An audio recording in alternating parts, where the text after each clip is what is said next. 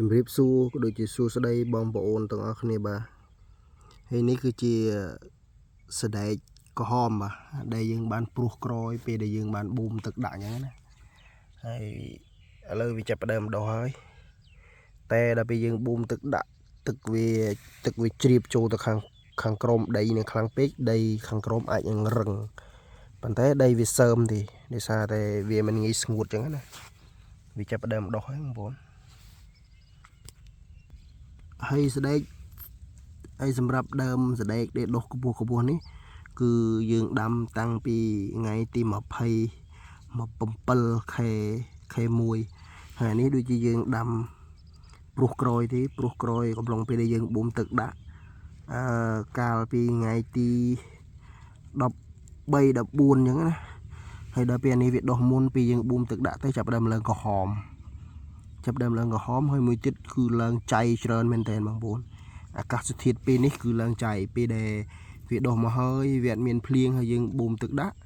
នោះចៃនឹងចាប់ដើមឡើងកាន់តែខ្លាំងបងប្អូនចាំមើលថាខ្ញុំដកមើលដើមវាថាដើមវានឹងវាមានបញ្ហាអីបានធ្វើឲ្យវាក្រហមស្លឹកបាទបងប្អូនឃើញហ្នឹងកន្លែងនេះបាទកន្លែងនេះគឺដោយសារតែមានសត្វចូលស៊ីបំផ្លាញដើមរបស់វាបងប្អូននេះធ្វើឲ្យដើមវាបហងដើមវាដាច់រឹសទៅអញ្ចឹងធ្វើឲ្យស្លឹកវាក្រហមអញ្ចឹងអាហ្នឹងវាអាចនឹងងាប់ទៅមុខទៀតហើយមកដល់ត្រង់ចំណុចនេះសណ្ដែកនេះគឺយើងដាំតាំងពីថ្ងៃទីនិយាយទៅពាក់កណ្ដាលខែ 1អានេះហើយវាដុះពេលដែលវាដុះហើយគឺបែបហ្នឹងដុះហើយបែបហ្នឹងអានេះមិនចាំបាច់ស្រោចទឹកទៀតទេតែប៉ុណ្ណឹងហើយ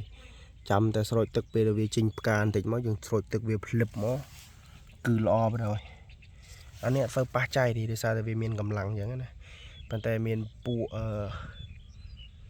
ស្អីគេហៅថា